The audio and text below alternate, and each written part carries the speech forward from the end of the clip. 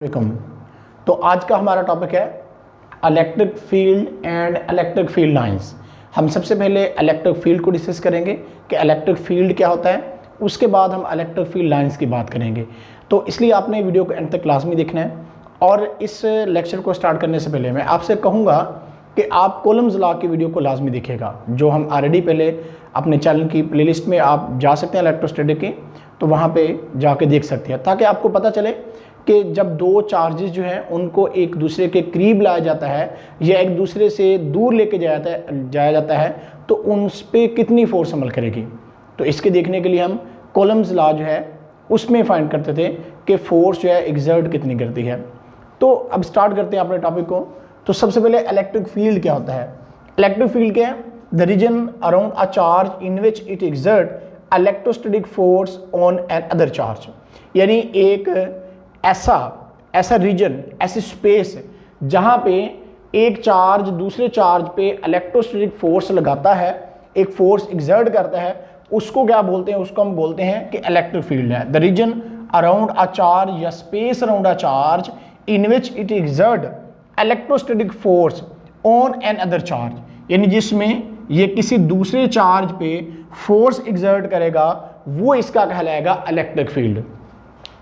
Electric field को समझाने के लिए मैं यहाँ पे दो मैग्नेट का मैंने जो है वो सहारा लिया है। तो हमारे पास जो है ये दो मैग्नेट है मेरे पास। तो इस चार्ज की इलेक्ट्रिक फील्ड को दिखाने के लिए आपको ये सारा कुछ हम कर रहे हैं। आप देखिएगा ज़रा कि अगर मैं इस मैग्नेट को इसके नज़दीक लेके आ रहा हूँ तो आप देखें इसने इसको क्या कर लिया है? अट्रैक्ट कर लिया है।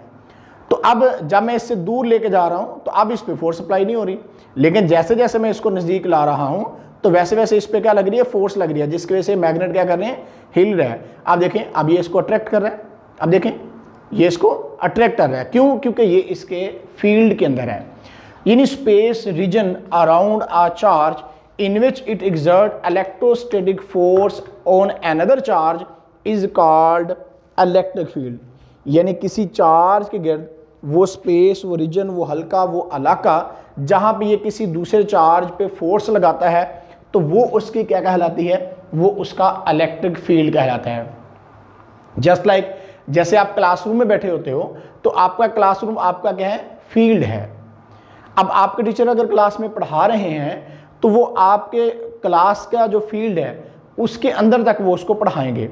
यानी बाहर बच्चे जो हैं उनको तो लेक्चर नहीं वो डिलीवर कर रहे, वो फील्ड के अंदर है। यानी जो चीज़ अपने फील्ड के अंदर होगी और उधर से जो इलेक्ट्रिक फील्ड जनरेट होगा उसको हम बोलेंगे इलेक्ट्रिक फील्ड। अब इसको हम एक्सप्लेन कैसे कर सकते हैं? इसके लिए हम यहाँ पे दो चार्जेस लेते हैं। एक चार्ज हमने पॉजिटिव चार्ज लिया हुआ Q, और दूसरा भी पॉजिटिव चार्ज ही है जिसको Q0 कह रहे हैं। तो ये बेसिकली क्या है? ये टेस्ट चार्ज है। एक क्या हमने लिया हुआ, यहाँ पे दो चार्जेस लिए हुए हैं। एक हमने यहाँ पे जो टेस्ट चार्ज है वो लिया हुआ है और दूसरा हमने फील्ड चार्ज लिया हुआ है। यानी ये क्या है? ये हमारे पास जो है ये टेस्ट चार्ज है, ये टेस्ट चार्ज है। और इसी तरह से अगर हम इसकी बात करें तो ये हमारे पास क्या है? ये फील्ड चार्ज है। ये क्या है? ये फील्ड चार्ज है। एक टेस्ट चार्ज हमारे पास है और दूसरा हमारे पास क्या है? फील्ड चार्ज है। अब टेस्ट चार्ज जो होता है इसकी मैग्नीट्यूड बहुत स्मॉल होती है, क्योंकि इससे हमने किसी दूसरे चार्ज की फील्ड को टेस्ट करना होता है। ये उस चार्ज की फील्ड जो है उसको डिस्टर्ब नहीं करता, यानी उसकी फील्ड जो है उसको डिस्टर्ब नहीं करेगा। जस्ट ये हमें बताएगा कि इस पे अट्रैक्शन या रिपल्शन की फोर्स लग रही है। यानी चार्ज पे अट्रैक्शन या रिपल्शन की फोर्स जो है वो इस टेस्ट चार्ज से हम क्या कर सकते हैं? उसको टेस्ट कर सकते हैं। लेकिन ये इस चार्ज की फील्ड को डिस्टर्ब नहीं करेगा, कि यानी हमारे पास उसकी कोई वैल्यू गलत नहीं आएगी। ये सिर्फ इस चार्ज का फील्ड ही बताएगा, क्योंकि इस चार्ज की मैग्नीट्यूड बहुत स्मॉल होती है। और इस चार्ज को फील्ड चार्ज कहते हैं, क्योंकि ये चार्ज अपने इर्द गिर्द क्या प्रोड्यूस करेगा? अपने इर्द गिर्द फील्ड प्रोड्यूस करेगा। यानी कि अगर फॉर एग्जांपल हम कहें कि ये एक प्लस Q चार्ज हमारे पास है, तो ये मैं डॉट ऐसे लगा रहा हूँ, तो डॉट जो है वो इस चार्ज की डेंसिटी को शो करेंगे। यानी अगर डॉट ज़्यादा लगे हुए हैं तो इसका मतलब इस चार्ज की डेंसिटी क्या है, ज़्यादा है। लेकिन अगर मैं डॉट यहाँ से कम कर देता हूँ तो इसका मतलब क्या होगा, इस चार्ज की डेंसिटी कम है। और इसी से इस चार्ज की फील्ड का भी हमें पता चलेगा कि चार्ज के इर्द गिर्द जो इसकी फील्ड है वो कितनी है। ये डिपेंड करेगा चार्ज की मैग्नीट्यूड पे। अगर चार्ज की मैग्नीट्यूड ज़्यादा है तो डेफिनेटली उसकी डेंसिटी ज़्यादा होगी और चार्ज का फील्ड भी ज़्यादा होगा, यानी उसका रीजन, स्पेस, इलाका जहाँ तक वो फोर्स एक्सर्ट कर सकता है वो ज़्यादा होगा। लेकिन अगर चार्ज की मैग्नीट्यूड कम है, चार्ज की डेंसिटी कम है, तो इसका मतलब क्या होगा कि वो अपने इर्द गिर्द जो फोर्स ऑफ अट्रैक्शन है या फोर्स ऑफ रिपल्शन, यानी दोनों तरह की फोर्स लगा सकता है, या वो अट्रैक्शन लगाएगा या रिपल्शन लगाएगा। तो डिपेंड करेगा कि हमारे पास चार्ज कौन सा है, पॉजिटिव चार्ज है या नेगेटिव चार्ज है। लेकिन जो टेस्ट चार्ज होता है ये हमने एक रवायत बनाई हुई है, कन्वेंशन है। ये टेस्ट चार्ज, ये इमेजिनरी चार्ज भी इसको हम कहते हैं, ये फर्जी चार्ज होता है और ये हम ज़्यादातर, ये कन्वेंशन है तो इसलिए हम इस टेस्ट चार्ज को पॉजिटिव टेस्ट चार्ज ही लेके आते हैं, यानी ये टेस्ट चार्ज होगा ये पॉजिटिव ही होगा। तो अब अगर यहाँ पे एक प्लस क्यू चार्ज है और इसके नज़दीक हम एक क्यू नॉट जो कि टेस्ट चार्ज है वो लेके आते हैं, ये भी पॉजिटिव चार्ज है, ये भी पॉजिटिव चार्ज है, तो इसका मतलब ये क्या करेंगे, ये एक दूसरे पे फोर्स अप्लाई करेंगे। अब दोनों सेम चार्जेस हैं तो डेफिनेटली फोर्स कौन सी लगेगी, रिपल्शन की फोर्स लगेगी। अब रिपल्शन की फोर्स इस पे जब लगेगी तो इसका मतलब अगर इसको मैं नज़दीक लेके आ रहा हूं चार्ज को, टेस्ट चार्ज को, या इस चार्ज से दूर लेके जा रहा हूं तो इससे फोर्स पे फर्क पड़ेगा। क्योंकि हमने कूलम्स लॉ में इस चीज को पढ़ा था, कूलम लॉ में हमने पढ़ा था कि फोर्स जो होती है वो inversely proportional to square of distance है, यानी अगर चार्जेस के दरमियान डिस्टेंस बढ़ेगा तो फोर्स क्या हो जाएगी, फोर्स कम हो जाएगी, और अगर चार्जेस के दरमियान डिस्टेंस कम होगा तो फोर्स क्या हो जाएगी, बढ़ जाएगी। तो इसका मतलब अगर हम इन दोनों चार्जेस के दरमियान डिस्टेंस को कम करते हैं या ज़्यादा करते हैं तो इससे फोर्स की वैल्यू पे फर्क पड़ेगा। तो इसीलिए हमने लिखा हुआ है dependence of value of electric force, कि इलेक्ट्रिक फोर्स की वैल्यू जो है वो डिपेंड करती है इन दोनों चार्जेस के दरमियान जो डिस्टेंस है उस पर डिपेंड करेगी, यानी चार्जेस के दरमियान जो डिस्टेंस है उस पर डिपेंड कर रही है इलेक्ट्रिक फोर्स, जो कि ये चार्जेस के दरमियान इलेक्ट्रिक फोर्स लग रही है वो डिपेंड करेगी इन चार्जेस के दरमियान डिस्टेंस है। तो अब अगर मैं डिस्टेंस बढ़ाता जाऊं तो फोर्स ऐसा ऐसा क्या होना शुरू हो जाएगी, कम होना शुरू हो जाएगी। जब मैं इस चार्ज के फील्ड से टेस्ट चार्ज को बाहर ले जाऊंगा तो एग्जर्ट करने वाली फोर्स जो होगी इलेक्ट्रोस्टैटिक फोर्स वो क्या हो जाएगी, वो सिफर हो जाएगी, यानी वो फोर्स क्या हो जाएगी हमारे पास, सिफर हो जाएगी, या आप ये कह लें कि फोर्स जीरो हो जाएगी, क्योंकि अब डिस्टेंस आपने क्या कर दिया है, बहुत ज़्यादा बढ़ा दिया। तो जब डिस्टेंस बहुत ज़्यादा बढ़ जाएगा तो इससे क्या होगा, इससे फोर्स ऐसा ऐसा कम होते होते सिफर हो जाएगी।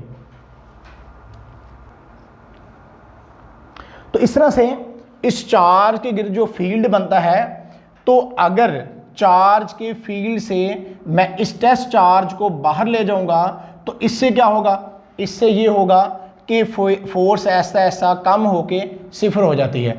तो इसका मतलब ये हुआ कि जब टेस्ट चार्ज का डिस्टेंस, हम इस फील्ड चार्ज जो है इसके डिस्टेंस जो इन दोनों के दरमियान डिस्टेंस होगा उसको अगर डिक्रीज करेंगे तो फोर्स इंक्रीज होगी, अगर उस डिस्टेंस को हम इंक्रीज कर देते हैं तो फोर्स क्या हो जाएगी, फोर्स वीक हो जाएगी या फोर्स कम होती होती ऐसा ऐसा। जब इस चार्ज के फील्ड से ही ये टेस्ट चार्ज बाहर आप ले जाओगे, जैसे आपको वीडियो के स्टार्ट पे मैंने दोनों मैग्नेट से करके दिखाया था कि जब मैग्नेट को उसके फील्ड से बाहर ले जाते हैं तो फिर वो दूसरे मैग्नेट पे फोर्स नहीं अप्लाई करता।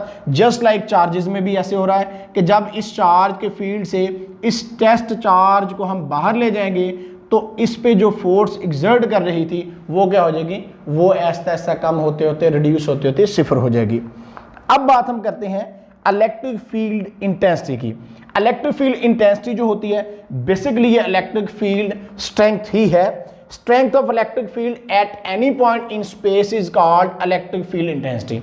Strength of electric field. अब इलेक्ट्रिक फील्ड कैसे जनरेट होता है, जैसे अभी मैं बता रहा था, इलेक्ट्रिक फील्ड जनरेट होगा चार्ज से। चार्ज के इर्द गिर्द क्या करता है, चार्ज की एक ये उसकी intrinsic property of a material है due to which it exert electrostatic force, जिसकी वजह से ये इलेक्ट्रोस्टैटिक फोर्स लगाता है जो भी चार्ज इसकी फील्ड में आएगा। अब अगर तो इलेक्ट्रिक फील्ड इंटेंसिटी हमने फाइंड आउट करनी है, तो इसके लिए हमें क्या करना पड़ता है, इसके लिए हमें इलेक्ट्रिक फील्ड इंटेंसिटी जो है, जो फोर्स की टर्म में हम उसको लिखेंगे, वो कैसे लिखते हैं वो हम आगे चल के बताते हैं। लेकिन पहले इलेक्ट्रिक फील्ड इंटेंसिटी का आपको फार्मूला बता दें। Electric field intensity E is equal to force per unit charge है। ये टेस्ट चार्ज है, Q नॉट टेस्ट चार्ज है, यानी एक यूनिट चार्ज पे जितनी फोर्स लगेगी वही उसकी क्या कहलाएगी, वही उसकी इलेक्ट्रिक फील्ड इंटेंसिटी कहलाएगी। इलेक्ट्रिक फील्ड इंटेंसिटी क्या है, फोर्स पर यूनिट चार्ज। एक यूनिट चार्ज पे जो फोर्स लगेगी वो उसकी क्या कहलाएगी, वो उसकी इलेक्ट्रिक फील्ड इंटेंसिटी कहलाएगी, वो उसकी इलेक्ट्रिक फील्ड स्ट्रेंथ कहलाएगी। और इलेक्ट्रिक फील्ड स्ट्रेंथ जो है ये चार्ज की मैग्नीट्यूड पे डिपेंड करती है, यानी चार्ज की मैग्नीट्यूड के डायरेक्टली प्रोपोर्शनल है। अगर चार्ज की मैग्नीट्यूड ज्यादा होगी तो इलेक्ट्रिक फील्ड स्ट्रेंथ भी ज्यादा होगी, इसका मतलब इलेक्ट्रिक फील्ड इंटेंसिटी ज्यादा होगी। लेकिन अगर चार्ज की मैग्नीट्यूड कम होती है तो इसका मतलब ये होगा कि इलेक्ट्रिक फील्ड स्ट्रेंथ जो है वो क्या होगी है, कम होगी है। तो इसका मतलब इलेक्ट्रिक फील्ड इंटेंसिटी जो है वो डिपेंड किस पे करती है, इलेक्ट्रिक फील्ड इंटेंसिटी जो है वो डिपेंड करती है द मैग्नीट्यूड ऑफ चार्ज। अगर चार्ज की मैग्नीट्यूड को हम बढ़ा देते हैं तो फिर क्या होगा, फिर इलेक्ट्रिक फील्ड स्ट्रेंथ बढ़ जाएगी। और अगर चार्ज की मैग्नीट्यूड को हम कम कर देते हैं तो इलेक्ट्रिक फील्ड इंटेंसिटी की वैल्यू भी कम हो जाएगी। अब force F in term of electric field intensity E, इसको हम कैसे लिख सकते हैं, इसके लिए हम क्या करते हैं कि फोर्स F इधर हमारे पास है और चार्ज Q नीचे डिवाइड हो रहा है, Q नॉट टेस्ट चार्ज जो है इसको डिवाइड हो रहा है, इधर जाके क्या हो जाएगा, ये मल्टीप्लाई हो जाएगा। अब ये एरो मैंने क्यों लगे हैं, क्योंकि ये वेक्टर क्वांटिटी है, इलेक्ट्रिक फील्ड इंटेंसिटी और फोर्स वेक्टर क्वांटिटी है, इसलिए एरो लगे हुए हैं। तो अब इसको हम फोर्स की टर्म में इलेक्ट्रिक फील्ड इंटेंसिटी को कैसे बयान कर सकते हैं, तो इसके लिए हमने force acting on unit positive charge जो है वो हमने अगर फाइंड करनी होगी, F is equal to Q E formula लगा सकते हैं। ये Q क्या है, इधर डिवाइड इधर जाके मल्टीप्लाई हो रहा है, तो ये बेशक आप टेस्ट चार्ज के तौर पर Q नॉट भी ले सकते हैं, यानी F is equal to q naught E हमारे पास आ जाता है। अब यूनिट की अगर बात करें तो फोर्स को आपको पता है हम न्यूटन में लेते हैं, चार्ज कॉलम में लेते हैं, तो ये कॉलम ऊपर जाके पर कॉलम बनेगा, तो यूनिट जो बनेगा इसका वो क्या बन जाएगा, इट्स ऐसे यूनिट इज न्यूटन पर कॉलम, यानी इसका यूनिट जो बनेगा इलेक्ट्रिक फील्ड इंटेंसिटी का वो न्यूटन पर कॉलम बनेगा। अब इलेक्ट्रिक फील्ड इंटेंसिटी कौन सी क्वांटिटी है, इलेक्ट्रिक फील्ड इंटेंसिटी जो है वो वेक्टर क्वांटिटी है, यानी ये एक मैग्नीट्यूड भी रखती है और डायरेक्शन भी रखती है। अब डायरेक्शन इसकी किस तरफ को होगी, इस direction is along the direction of force, यानी इलेक्ट्रिक फील्ड इंटेंसिटी की डायरेक्शन जो होती है वो फोर्स की डायरेक्शन में होती है, कि जिधर को फोर्स लगती है उधर को ही इलेक्ट्रिक फील्ड इंटेंसिटी की डायरेक्शन होती है। अगर फोर्स ऊपर को लग रही है तो इलेक्ट्रिक फील्ड इंटेंसिटी की ऊपर को डायरेक्शन हो जाएगी, अगर फोर्स नीचे को लग रही है तो इलेक्ट्रिक फील्ड इंटेंसिटी की डायरेक्शन क्या हो जाएगी, नीचे को हो जाती है। तो इस तरह से हम इलेक्ट्रिक फील्ड इंटेंसिटी जो है उसकी डायरेक्शन भी फाइंड आउट आसानी के साथ कर सकते हैं। और इसी तरह से if the test charge is free to move it will always move in the direction of electric intensity, यानी अगर एक टेस्ट चार्ज है उसको फ्रीली हम छोड़ दें मूव करने के लिए आज़ादा ना, तो it will always move in the direction of electric field intensity, तो ये इलेक्ट्रिक फील्ड इंटेंसिटी की डायरेक्शन में ही क्या करता है, मूव करता है। तो इस तरह से इलेक्ट्रिक फील्ड और इलेक्ट्रिक फील्ड इंटेंसिटी के बारे में आई थिंक आपको समझ आई होगी कि इलेक्ट्रिक फील्ड क्या होता है और इलेक्ट्रिक फील्ड इंटेंसिटी क्या होती है, कि किस तरह से चार्ज दूसरे चार्ज पे जो है वो फोर्स एक्सर्ट करता है, और वो फोर्स कितनी एक्सर्ट करता है depend upon the magnitude of charge होती है, चार्ज की मैग्नीट्यूड पे डिपेंड कर रही होती है। और इस तरह से इलेक्ट्रिक फील्ड इंटेंसिटी की अगर वैल्यू को हम चेक करना चाहें तो इलेक्ट्रिक फील्ड इंटेंसिटी भी फोर्स पर यूनिट चार्ज होती है, कि एक यूनिट चार्ज पे जितनी फोर्स लगती है वही उसकी क्या कहलाती है, उसी चार्ज की इलेक्ट्रिक फील्ड स्ट्रेंथ कहलाती है, या उसी चार्ज की इलेक्ट्रिक फील्ड इंटेंसिटी कहलाती है। और इसकी यूनिट भी आपको बता दिया, क्वांटिटी भी बता दी, डायरेक्शन भी बता दी है। तो अब हम बात करते हैं कि इलेक्ट्रिक फील्ड लाइंस क्या होती हैं। तो अब हम इलेक्ट्रिक फील्ड लाइंस को आपको बताते हैं। इलेक्ट्रिक फील्ड जो था हमने देखा था कि इलेक्ट्रिक फील्ड जो होता है कि स्पेस और region around the charge in which it exert electrostatic force to another charge. अब देखिए यहाँ पे हम आपको दिखा रहे हैं, एक हमने मॉडल तैयार किया है कि हमारे पास एक प्लस क्यू चार्ज है, यानी पॉजिटिव क्यू चार्ज हमारे पास है। अब ये इसमें से आप देखें कि इलेक्ट्रिक फील्ड लाइन जो है ये आपको नजर आ रही है, यहाँ पे एरो इसके बाहर की तरफ है। तो इलेक्ट्रिक फील्ड लाइंस को सबसे पहले जो डिस्कवर किया था वो माइकल फैराडे था, जिसने इलेक्ट्रिक फील्ड लाइंस के बारे में हमें बताया था। अब अगर इसकी हम डेफिनेशन की बात करें इलेक्ट्रिक फील्ड लाइंस की, तो direction of electric field intensity, यानी ये इलेक्ट्रिक फील्ड इंटेंसिटी की डायरेक्शन को शो करने के लिए हम क्या करते हैं, हम इंडिकेट करते हैं लाइनिंग, यानी लाइंस ड्रा करते हैं। तो उनको क्या बोलते हैं, उनको बोलते हैं इलेक्ट्रिक फील्ड लाइंस। तो बेसिकली ये इलेक्ट्रिक फील्ड इंटेंसिटी की डायरेक्शन को शो करने के लिए ही हम इलेक्ट्रिक फील्ड लाइंस जो है वो ड्रा करते हैं। Direction of electric field intensity in an electric field can also be indicated by drawing the lines. These lines are known as electric lines of forces। अब देखेंगे प्लस क्यू चार्ज हमारे पास है, ये लाइनिंग आपको नजर आ रही है, तो बेसिकली इलेक्ट्रिक फील्ड लाइंस ही हैं। अब ये इलेक्ट्रिक फील्ड लाइंस की एरो अगर आपको यहां पे दिख रहे हैं, तो एरो हमने ऊपर को क्यों बनाया, यानी बाहर की तरफ निकल रहे हैं, away from the plus Q charge है। ये ऐसा क्यों है, ऐसा इसीलिए हुआ बिकॉज हमारे पास एक टेस्ट चार्ज है यहाँ पे। ये टेस्ट चार्ज हमने एक खुद से बनाया, यानी कि आपको समझाने के लिए। तो ये टेस्ट चार्ज क्यू नॉट हमारे पास एक टेस्ट चार्ज है, ये फर्जी चार्ज है, एक इमेजिनरी चार्ज है, और ये कन्वेंशन है कि इसको हम पॉजिटिवली जो चार्ज है ये वो लेके आते हैं, ये कन्वेंशन है, ये फर्जी चार्ज है। अब इस टेस्ट चार्ज को जब मैं इस चार्ज की फील्ड के अंदर लेके आया, तो इस पे मैंने फोर्स देखी, तो वो फोर्स जो इस चार्ज पे एक्सपीरियंस कर रही थी, जो इस चार्ज के ऊपर फोर्स लग रही थी, वो बाहर की जानब लग रही थी। यानी जब मैं इसको इसके नज़दीक लेके आता था, तो ये भी पॉजिटिव चार्ज है, ये भी पॉजिटिव चार्ज है। तो पॉजिटिव और पॉजिटिव चार्ज एक दूसरे को क्या करते हैं, पॉजिटिव और पॉजिटिव चार्ज एक दूसरे को रिपेल करते हैं। तो इसलिए मैंने इधर लाइन क्या कर दी, बाहर को ड्रा कर दी। फिर मैंने इस टेस्ट चार्ज को मूव किया और इसको यहाँ पे लेके आए, तो यहाँ पे भी वही चीज़ मैंने फील की कि इसने बाहर की जानब फोर्स लगाई है। इस तरह से जब यहाँ पे लेके आया तो फिर रिपल्शन की फोर्स हुई, तो जिसकी वजह से ये एरो मैं क्या बना रहा हूँ, बाहर को, यानी अवे फ्रॉम द जो पॉजिटिव हमने चार्ज रखा हुआ है, ये टेस्ट चार्ज पे जो फोर्स ये चार्ज लगा रहा था, जब इस टेस्ट चार्ज को इस चार्ज की फील्ड के अंदर लेके आए तो फोर्स बाहर की जानब लगा रहा था। इस तरह से मैंने इसको बार बार चेंज की इसकी जगह। जब मैं चेंज करता गया, वहां पे मैं डॉट लगाता गया, और फिर मैंने वहां पे एरो जो है बाहर की जानब बना दिए, क्योंकि ये इस टेस्ट चार्ज को अपने से परे धकेल रहा था, इस पे एक रिपल्शन की फोर्स लगा रहा था। तो इसलिए टेस्ट चार्ज जब इस पॉजिटिव चार्ज Q जो कि फील्ड चार्ज है इसके नज़दीक लेके आए, तो इस पे टेस्ट चार्ज पे जो इसने फोर्स एग्जर्ट की वो बाहर की जानब थी।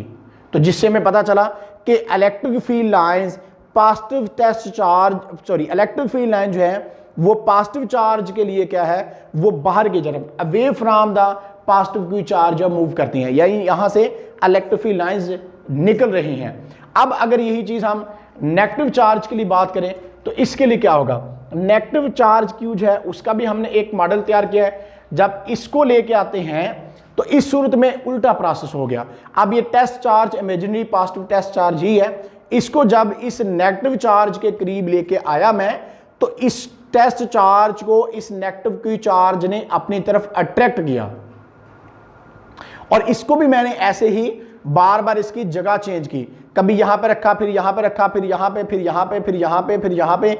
इस तरह से बार बार मैं सारे इसके अराउंड जो है वो जगह इसकी जो है वो चेंज करके लेके जाता रहा। तो जिससे मैंने देखा कि हर पॉइंट पे यानी टेस्ट चार्ज को नेगेटिव Q चार्ज क्या कर रहा था, हर पॉइंट पे अपनी तरफ अट्रैक्ट कर रहा था। जब वो हर पॉइंट पे अपनी तरफ अट्रैक्ट कर रहा था, तो इससे ये पता चला कि टेस्ट चार्ज पॉजिटिव था और यहाँ पे जो चार्ज Q नेगेटिव था, इनके दरमियान फोर्स ऑफ अट्रैक्शन हुई है। इसलिए मैंने यहाँ पे इलेक्ट्रिक फील्ड लाइंस की डायरेक्शन किधर को बना दी, अंदर को बना दी है। इलेक्ट्रिक फील्ड लाइंस की डायरेक्शन किधर को बना दी है, मैंने अंदर को ऐसे बना दिया है। तो मकसद ये कहने का है कि electric field lines positive test charge से बाहर की तरफ निकलती हैं और नेगेटिव चार्ज जो है उसके अंदर की तरफ चलती हैं।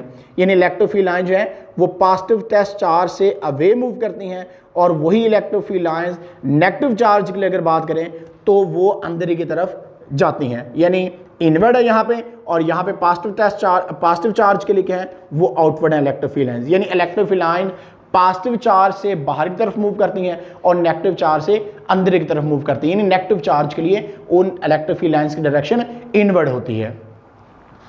अब उसके बाद ये भी मैंने बता दिया कि field lines of positive charge क्या होंगी और field lines of negative charge क्या होती हैं। अब strength of electric field lines अगर हमने देखनी हो तो वो हम कैसे चेक कर सकते हैं कि इलेक्ट्रिक फील्ड लाइंस की स्ट्रेंथ कहाँ पे ज़्यादा होती है। अब देखिएगा ज़रा गौर से, आप देखें यहाँ पे कि यहाँ पे हमारे पास एक प्लस क्यू चार्ज है, तो इन पॉइंट्स पे, इन जगहों पे आप देखें, अगर गौर करें तो यहाँ पे इन लाइंस के दरमियान स्पेस क्या है, कम है। जब इनके दरमियान यहाँ पे स्पेस कम है, नियर द या around the positive Q charge है, इसके नज़दीक नहीं, यहाँ पे इनके दरमियान स्पेस कम है, लेकिन ऐसा ऐसा स्पेस क्या और ये बढ़ती जा रही है, तो इधर फील्ड उसका क्या होगा, स्ट्रॉन्ग होगा। और ऐसा ऐसा जैसे जैसे लाइनिंग के दरमियान स्पेस बढ़ती जाती है वैसे वैसे फील्ड क्या होता जाता है, वीक होता जाता है। यानी लाइनिंग के दरमियान जो स्पेस होती है, इलेक्ट्रिक फील्ड स्ट्रेंथ जो है वो उन पे डिपेंड करती है। अगर लाइनिंग के दरमियान स्पेस ज़्यादा होगी तो इलेक्ट्रिक फील्ड स्ट्रेंथ वीक होगी, और अगर लाइनिंग के दरमियान जो है स्पेस जो है वो कम होगी तो इलेक्ट्रिक फील्ड स्ट्रेंथ जो होगी वो क्या होगी, ज़्यादा होगी।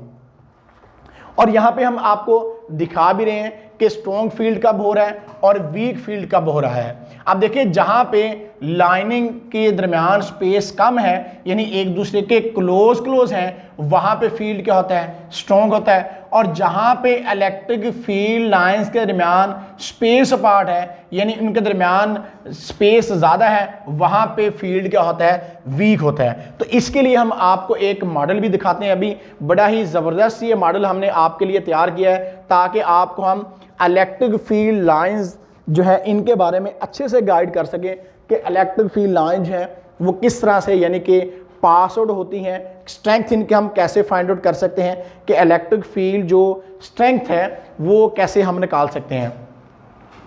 अब यहाँ पे देखें आप कि हमारे पास ये हमने एक मॉडल तैयार किया है, ये इलेक्ट्रिक फील्ड लाइंस हैं, ये हमारे पास जो है ये हमने एक शीट के अंदर से इलेक्ट्रिक फील्ड लाइंस को पास किया है। तो अब जितनी इलेक्ट्रिक फील्ड लाइंस इस शीट के अंदर से ज़्यादा गुजरेंगी उतना ही इसका फील्ड क्या होगा, स्ट्रॉन्ग होगा, और जितनी इसमें से कम गुजरेंगी उतना इसका फील्ड क्या होगा, वीक होगा। यानी जो हम इलेक्ट्रिक फील्ड स्ट्रेंथ की बात करते हैं वो बेसिकली यही चीज़ होती है कि इलेक्ट्रिक फील्ड लाइंस किसी यूनिट एरिया में से जितनी ज़्यादा गुजरती हैं उतना उसका फ्लक्स ज़्यादा होता है। फ्लक्स मतलब कि बहाव होता है। इलेक्ट्रिक फील्ड लाइन अगर यूनिट एरिया से ज़्यादा गुजरेंगी तो इसका मतलब इसका फ्लक्स ज़्यादा होगा, और अगर इलेक्ट्रिक फील्ड लाइंस कम गुजरेंगी तो इसका मतलब इसका फ्लक्स क्या होगा, कम होगा। यानी इलेक्ट्रिक फील्ड की जो स्ट्रेंथ है वो अगर यहाँ से इलेक्ट्रिक फील्ड ज़्यादा गुजरेंगी तो स्ट्रेंथ ज़्यादा होगी, और अगर कम गुजरेंगी तो उसका फील्ड भी कम होगा।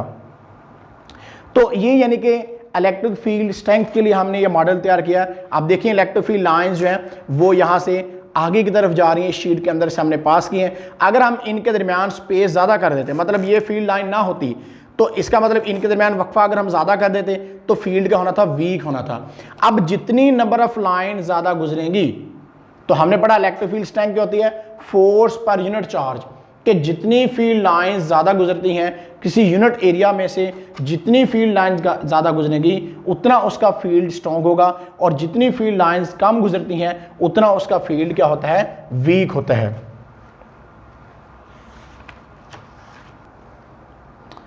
तो अब जो हम बताते हैं कि अगर एक हमारे पास प्लस क्यू चार्ज है और दूसरा हमारे पास नेगेटिव क्यू चार्ज है, यानी एक प्लस क्यू चार्ज है तो प्लस क्यू चार्ज से इलेक्ट्रिक फील्ड लाइन जो होती हैं वो बाहर की तरफ निकलती हैं और नेगेटिव की तरफ क्या करती हैं, अंदर की तरफ जाती हैं। तो इसका मतलब ये इनका ओरिजिन है, पॉजिटिव से निकल के नेगेटिव की तरफ चलती हैं। तो इलेक्ट्रिक फील्ड लाइन देखें, पॉजिटिव से निकली ऐसे नेगेटिव की तरफ जा रही है, पॉजिटिव से निकली ऐसे नेगेटिव की तरफ जा रही है। तो electric field lines move from positive charge to negative, यानी इलेक्ट्रिक फील्ड लाइन पॉजिटिव से नेगेटिव की तरफ जो है वो मूव करती हैं। अब पहला हमने यहां पर लिखा है electric field intensity is tangent to the electric field lines at each point, कि अगर आपने इलेक्ट्रिक फील्ड इंटेंसिटी की डायरेक्शन मालूम करनी है जब इलेक्ट्रिक फील्ड लाइंस ऐसे कर्व पाथ में होंगी तो फिर आपको क्या करना पड़ेगा, फिर आपको उसके हर पॉइंट पे टेंजेंट ड्रा करना पड़ेगा। यानी अगर आपको ये इसको नाम दे रहे हैं आप P पॉइंट का, इसको आप नाम दे रहे हैं Q पॉइंट का, तो इलेक्ट्रिक फील्ड इंटेंसिटी हम लिखेंगे at point P, electric field intensity at point Q। तो इन तमाम पॉइंट्स पे हमें क्या करना पड़ता है, हमें टेंजेंट ड्रा करना पड़ता है। टेंजेंट ड्रा करके हम इलेक्ट्रिक फील्ड लाइंस जो हैं इलेक्ट्रिक फील्ड इंटेंसिटी जो है उसकी डायरेक्शन फाइंड आउट कर सकते हैं। Number of lines per unit area through a surface perpendicular to the line is proportional to the electric field strength. Number of line passes per unit area, number of line passing through per unit area जो है यहां पे थोड़ा missing हो गया हमसे, passing, number of line passing per unit area through a surface perpendicular to the line is proportional to the electric field strength. जैसे कि अभी थोड़ा टाइम पहले हमने आपको ये इस चीज के बारे में दिखाया था कि स्ट्रेंथ, अब देखिए नंबर ऑफ लाइंस कि number of line passing through a unit area which is held perpendicular, आपने जो यूनिट एरिया परपेंडिकुलर रखा हुआ है इसमें से जितनी नंबर ऑफ लाइन ज्यादा पास होंगी उतनी इसकी स्ट्रेंथ स्ट्रॉन्ग होगी, जितनी नंबर ऑफ लाइन इसमें से कम पास होंगी उतना इसका फील्ड स्ट्रेंथ जो होगा वो वीक होगा।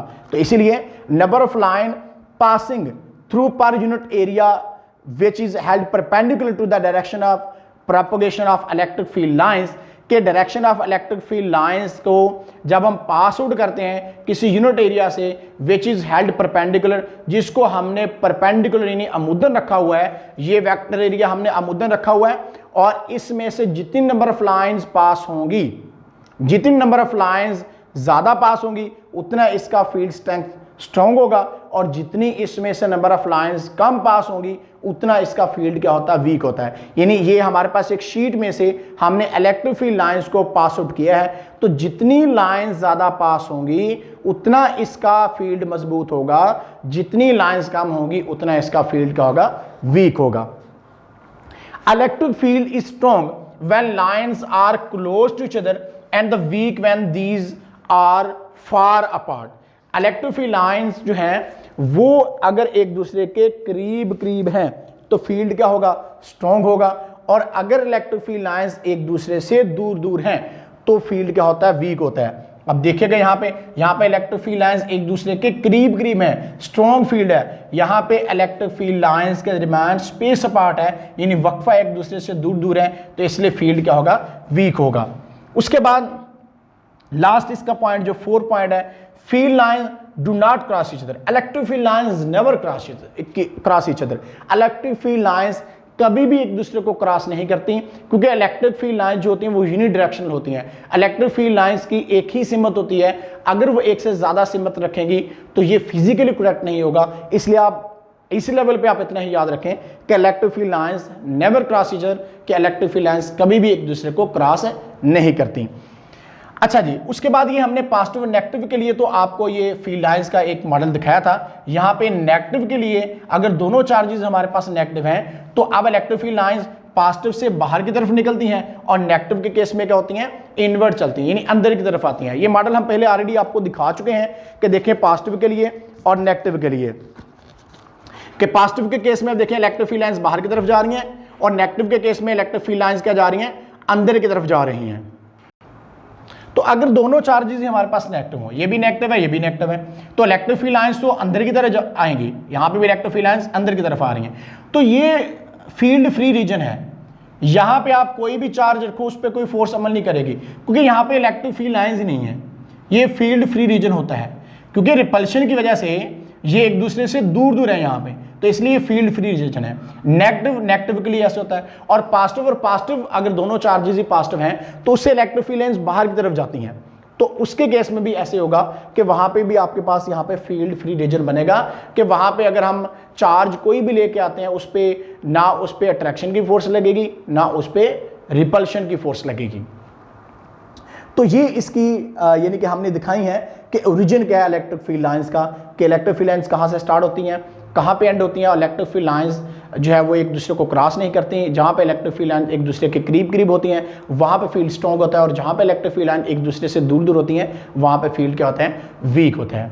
तो इलेक्ट्रिक फील्ड लाइंस के हवाले से ये बात थी। अब अगर इलेक्ट्रिक फील्ड के हवाले से हम आपको कुछ इंटरेस्टिंग बातें बताते हैं। इलेक्ट्रिक फील्ड जो है, कुछ जो फिश होती हैं वो भी इलेक्ट्रिक फील्ड अपने इर्द गिर्द क्या करती हैं, जनरेट करती हैं। उसमें भी पॉजिटिव और नेगेटिव यानी चार्ज होते हैं, उनकी टेल जो होती है वहाँ पे पॉजिटिव और नेगेटिव चार्ज होते हैं, तो जिसकी वजह से पॉजिटिव से इलेक्ट्रिक फील्ड लाइन निकल के नेगेटिव की तरफ जाती हैं और वहाँ पे फील्ड जनरेट हो जाता है।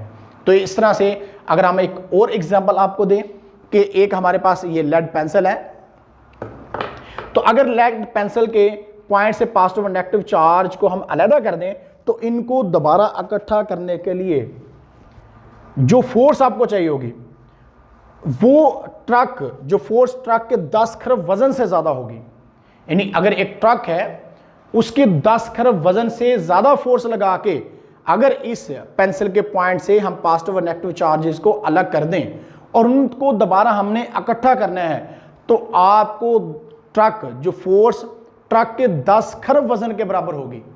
यानी इतनी ज्यादा फोर्स आपको लगानी पड़ेगी, फिर इन दो चार्जेस को आप क्या कर सकते हो, इकट्ठा कर सकते हो। आप देखें यहां पे नेचर ने कैसा परफेक्टली बैलेंस सिस्टम बनाया हुआ है कि इलेक्ट्रोस्टैटिक फोर्सेस जो हैं वो कैसे बैलेंस करके सारे सिस्टम को रखा हुआ उन्होंने। इसी तरह से अगर हम बात करें कि हमारे जो बिजली के बल्ब होते हैं इनकी अगर हम बात कर लें तो बिजली के बल्ब से अगर आप जो है वो कुछ फासले पर यानी 10 सेंटीमीटर के फासले पर इलेक्ट्रिक फील्ड चेक करें तो वो तकरीबन 5 न्यूटन पर कूलम होगा। यानी 5 न्यूटन की फोर्स पर कूलम चार्ज पे जो है वो एक्ट करेगी। इस तरह से अगर हम हाइड्रोजन एटम का एक इलेक्ट्रॉन एटम के न्यूक्लियस से उसका इलेक्ट्रिक फील्ड जो है महसूस करे अगर तो 10 की पावर 11 न्यूटन पर कूलम होगा। यानी 10 की पावर 11 न्यूटन फोर्स जो है पर कूलम चार्ज पे जो है वो एक्ट करेगी। तो ये इलेक्ट्रिक फील्ड के बारे में बड़ी ही इंटरेस्टिंग बातें हमारी हैं। तो यानी ये इलेक्ट्रिक फील्ड के बारे में आपको बताया कि इलेक्ट्रिक फील्ड जो है वो किस तरह से मतलब हमारी आम रोजमर्रा जिंदगी में उसका कैसे है। इस तरह से अगर दो चार्जेस हमारे पास हों जिनमें से हर एक पर 1 कूलम चार्ज है, इन्हें 1 मीटर के फासले पर रखा गया हो तो इनके दरमियान इलेक्ट्रोस्टैटिक फोर्स जो होगी वो 9 मल्टीप्लाई 10⁻⁹ न्यूटन होगी। ये फोर्स ग्रेविटेशनल फोर्स के बराबर है जो कि जमीन के सतह समुद्र पर पड़े हुए अरबों किलोग्राम के जिस्म पर लगाती है। जो कि जमीन सतह समुद्र पर पड़े हुए अरबों किलोग्राम जो जिस्म इतने ज़्यादा बॉडीज अर्थ पे मौजूद है उन पे जो फोर्स लगाती है तो ये वो फोर्स है। तो इस तरह से आज हमने इलेक्ट्रिक फील्ड को डिस्कस किया और इलेक्ट्रिक फील्ड लाइंस को बताया, इलेक्ट्रिक फील्ड इंटेंसिटी के बारे में आपको बताया और साथ में हमने आपको मॉडल भी दिखाए हैं। तो आई थिंक आज आपको इलेक्ट्रिक फील्ड और इलेक्ट्रिक फील्ड लाइंस के बारे में एक बेहतरीन चीज़ें आपको देखने को यहाँ पे आज मिली हैं और उम्मीद करता हूँ आज का लेक्चर आपके लिए काफ़ी ज़्यादा हेल्पफुल रहेगा, आपको इलेक्ट्रिक फील्ड समझने में, आपको इलेक्ट्रिक फील्ड लाइंस के बारे में समझने में। तो आज के लिए इतने, फिर मिलेंगे इंशाल्लाह, तब तक अल्लाह हाफिज़।